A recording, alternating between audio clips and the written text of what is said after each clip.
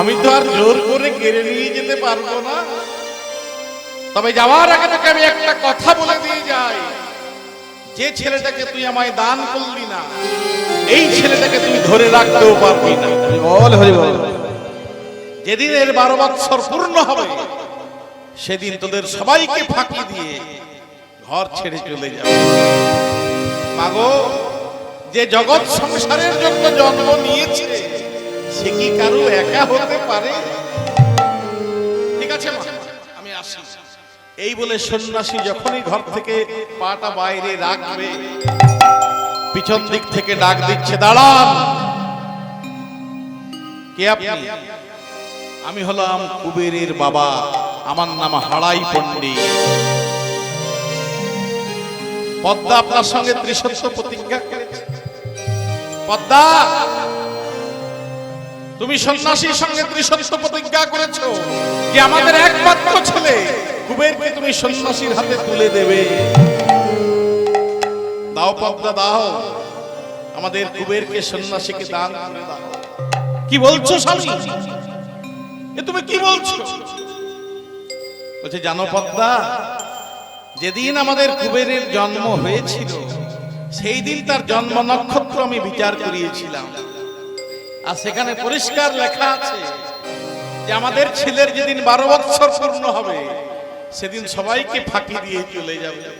তা তুমি তো মা, ওই জন্য তোমাকে এতদিন কথাটা বলিনি, গোপন রেখেছিলাম।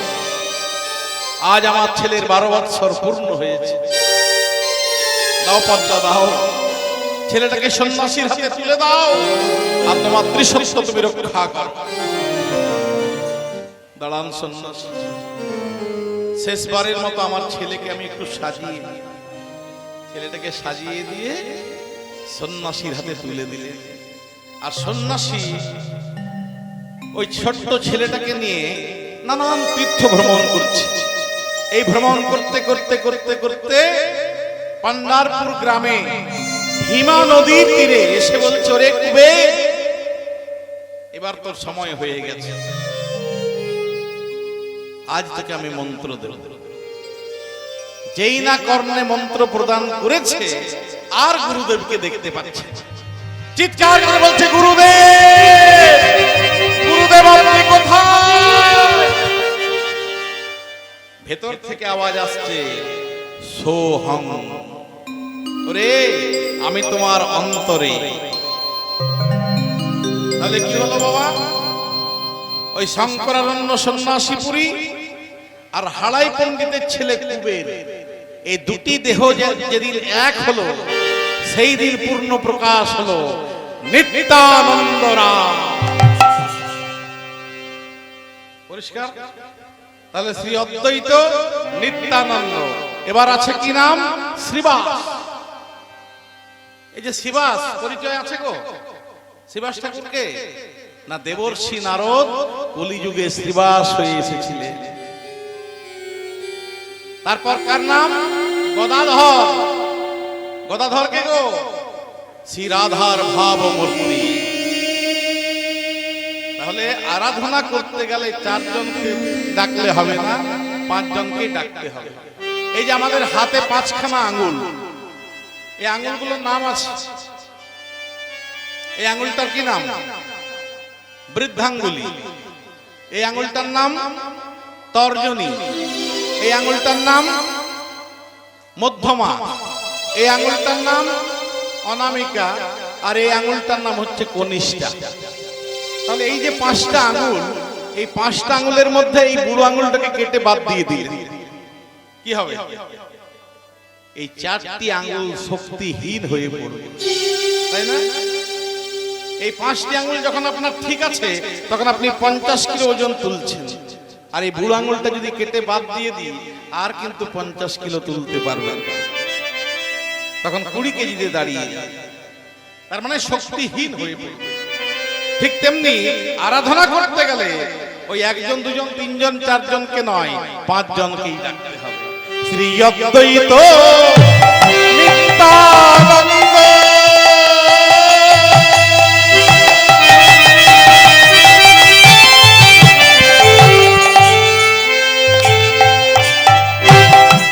শ্রী বাসে গদাধর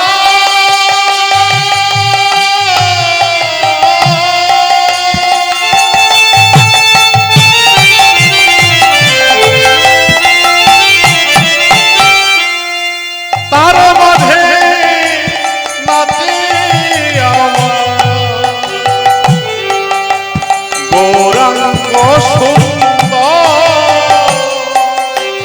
শ্রী অদ্বৈত নিত্যানন্দ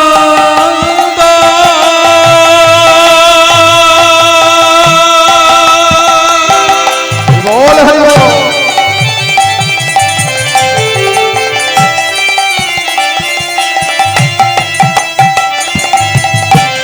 শ্রীবাস গদাধর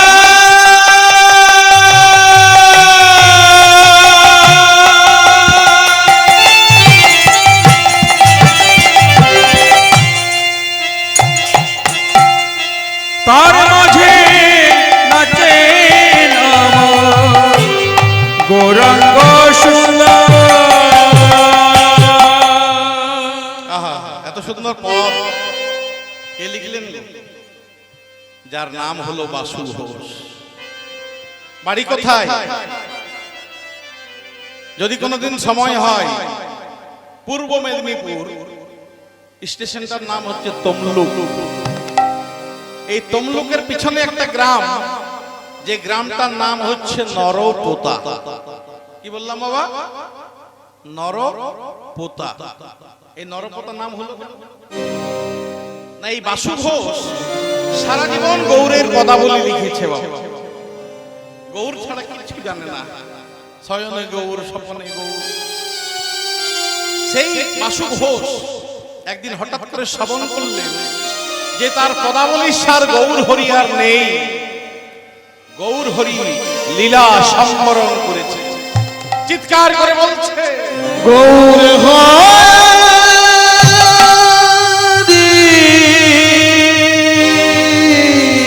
কি গৌর হরি আর নেই?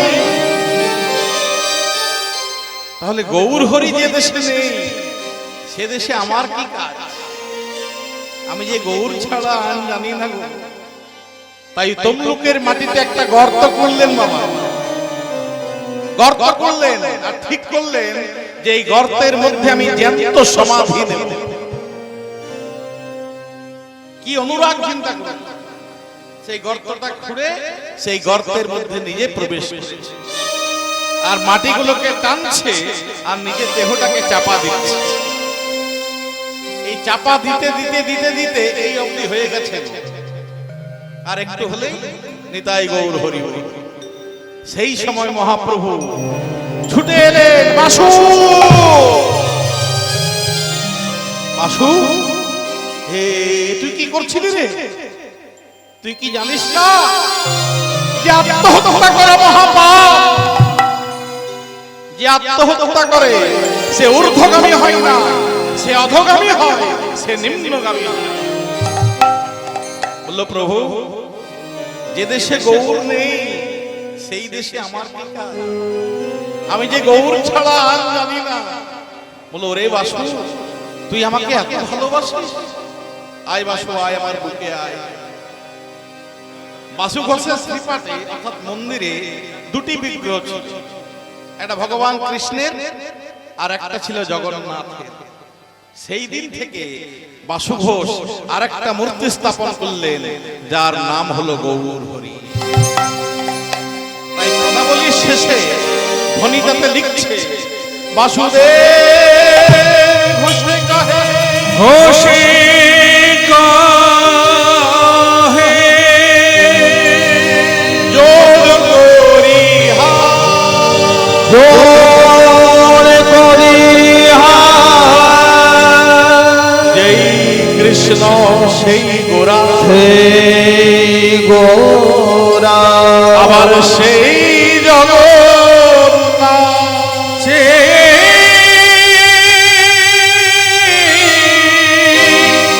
জগন্নাথ,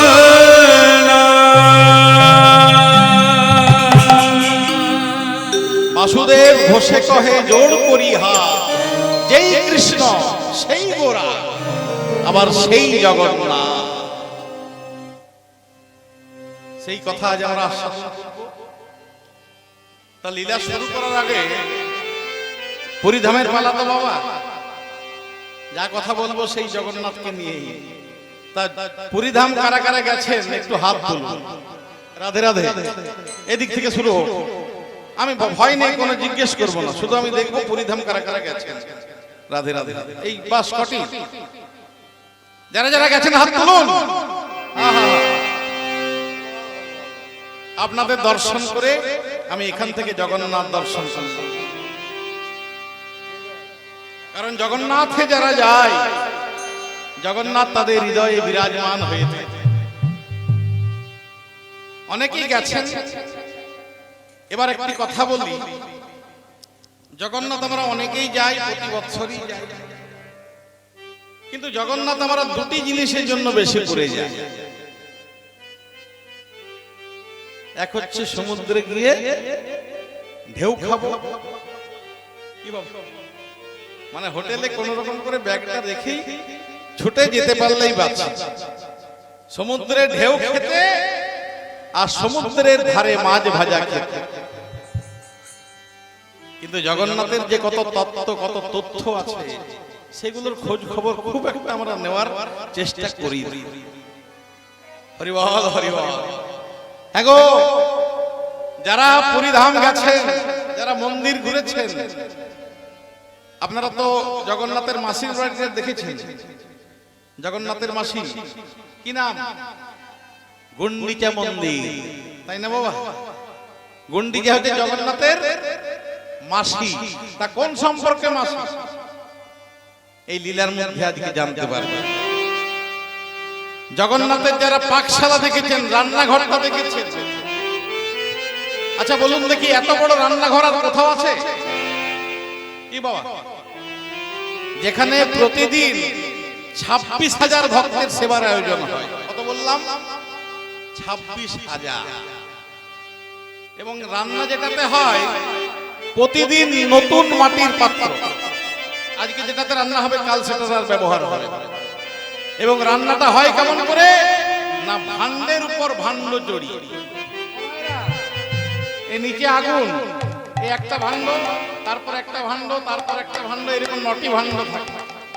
আচ্ছা, নিচে যদি আগুন দেওয়া হয়, আর রান্না কোনটার আগে হবে, যেটা নিচের না যেটা উপরে? হ্যাঁ গো, কোনটা? সব চাইতে যেটা উপরে, তার রান্না আগে হয়। ভান্ডের উপর ভান্ড জড়িয়ে রান্না করা হয়। চিন্তা করছেন?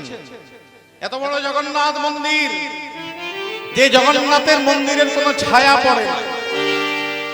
একটা লাঠি ফেলে দিন বা একটা কোনো কাঠি ফেলে দিন মাটিতে, দেখবেন তার ছায়া পড়ছে। কিন্তু জগন্নাথ মন্দিরের কোনো ছায়া পড়ে না। এবার গেলে একটু খোঁজ নেবে, আর এই জগন্নাথ ছিল কোথায়? জগন্নাথের নাম কি জগন্নাথ ছিল? না, এই জগন্নাথ ছিল একটা পাহাড়ের ভেতর, যে পাহাড়টার নাম হলো নীলগিরি পর্বত। তখন নাম কি ছিল? তখন জগন্নাথ নাম ছিল না, নাম ছিল নীল মাধব। তাহলে ওই নীলগিরি পর্বত থেকে কেমন করে জগন্নাথকে, নীলমাধবকে নিয়ে এলো জগন্নাথে? কি করে তার প্রতিষ্ঠা হলো? কি করে তার মন্দির তৈরি হলো? এই লীলার মধ্যে সব জানতে পারবেন। শুধু মনোনিবেশ করে কীর্তনটা আস্বাদন করুন, খুব ভালো লাগবে। তাহলে জগন্নাথকে ওই নীলগিরি পর্বত থেকে যে নিয়ে এসেছিল বাবা, তার নাম, তিনি একজন রাজা। যেমন তেমন লোক নয় বাবা, একজন রাজা। সেই রাজাটির নাম কি জানেন? ওগো ইন্দ্রদমন নামে রাজা।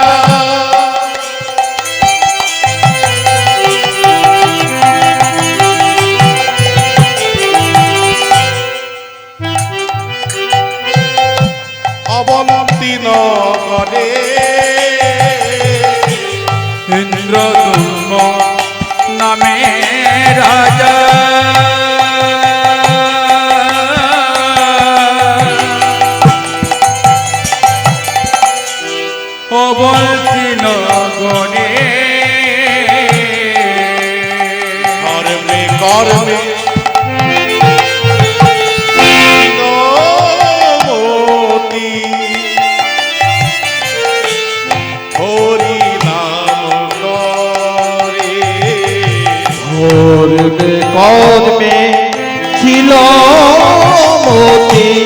হরি নামে করে ধর্মে কর্মে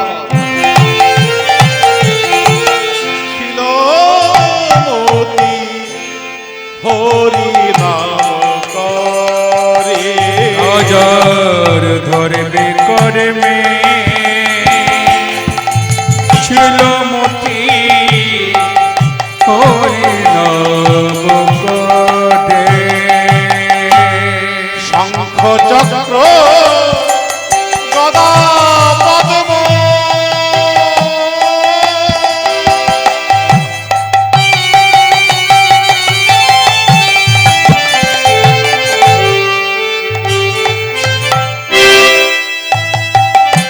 রাজা ভাবিয়া অন্তরে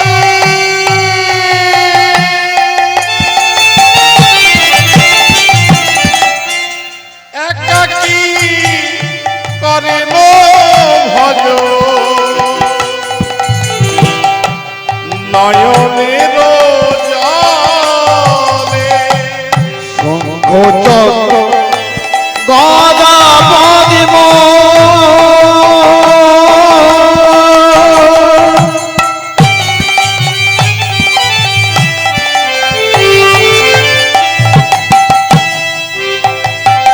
রাজা ভাবিয়া অন্তরে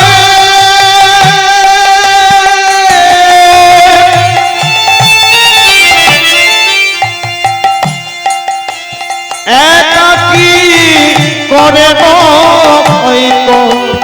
নয়নের জলে নয়ন ধারা বিরাম নাই রাজার নয়ন ধারার বিরাম নাই রে নয়ন ধারা বিরাম নাই রাজার নয়ন ধারা বিরাম নাই রে একাকী করেন ভজ নয়ন ধারা বিরাম নাই রাজা একাকী করেন ভজ গো নাই নাই ধারার বিরাম নাই গো রাজা একাকী করে ভজ নাই ধারার বিরাম নাই রে রাজা একাকী করে ভজ নাই ধারার বিরাম নাই রাজা একাকী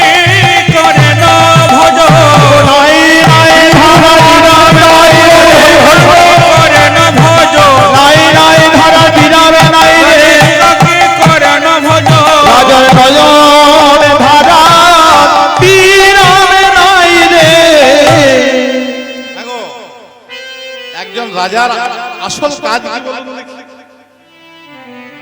রাজকার্য পরিচালনা করা আর প্রজাদের সুখ দুঃখের খবর নেওয়া। এটা হচ্ছে একজন রাজার মেন কাজ। কিন্তু এই রাজা ঠিক উল্টো, রাজ পোশাক পরে না, রাজ মুটুক মাথায় দেয় না, রাজ সিংহাসনে বসে, রাজ সভায় যায়। তাহলে রাজা করে কি? নামের মালা হাতে নিয়ে দিন রাত শুধু চোখের জলে তাকে ডাকছে, অঝোর ধরে তাকে ডাকছে আর কেঁদে কেঁদে বলছো, গো প্রভু, আমি কত আকুলি বিকুলি নিয়ে তোমায় ডাকছি, আমি কি কোনোদিন তোমার দেখা পাবো না ঠাকুর? একটিবার দেখা দাও, একটিবার দেখা দাও। অঝোর ধরে কাঁদছে আর কেঁদে কেঁদে বলছে, দেখা দাও, দেখা দাও প্রভু, দেখা দাও। ওমা, যেই না বলছে দেখা দাও দেখা দাও, স্বয়ং ভগবান বলছে, "এই, ওই দেখা দাও বললে জীবনে আমার দেখা পাবি না। আমি কোথায় আছি জানিস? মন দিয়ে শুনুন বাবা, লীলার মধ্যে প্রবেশ করছেন। কীর্তন এমন একটা জিনিস, কীর্তন কিন্তু অন্য গানের মতো না। কীর্তন হচ্ছে পুরো ভাব রসের জিনিস। মনোনিবেশ করে যদি না শোনেন, একটু যদি অন্য মনস্ক হয়ে যান, তখন আর মেলাতে পারবেন কোনটার পর কোনটা, তখন ভালো লাগবে না। তখন আপনার ঘুম আসবে, তখন আপনি মনে মনে চিন্তা করুন বাবা মাথায় থাক আস। আর পুরো যদি মনোযোগ সহকারে গানটা শোনেন তাহলে কিন্তু আপনি ছেড়ে যেতে পারবেন। ওই জন্য বললাম মনোনিবেশ করুন। দেখা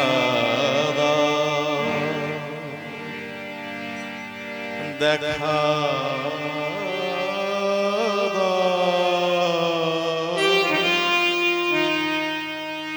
আমি আর গে জ্বালা সইতে নারি। দেখা দাও প্রভু দেখা দাও, দেখা দাও,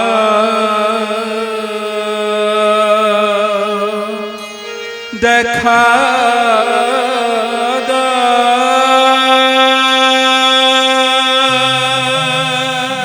একবার দেখা দাও প্রভু দেখা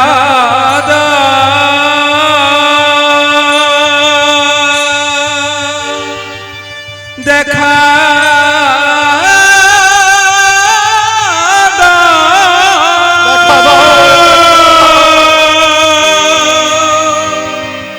আমি আর যে জ্বালা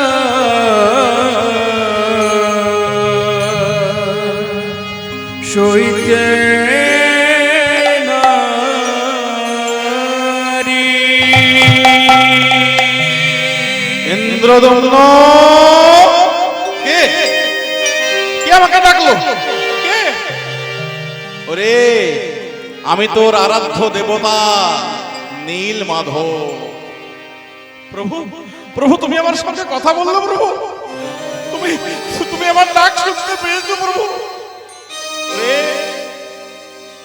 ভক্তের ডাককে আমি উপেক্ষা করতে পারি রে, কিন্তু তুই যে বলছিস দেখা দাও দেখা দাও, আমি দেখা দেব কি করে? আমি কোথায় আছি জানিস?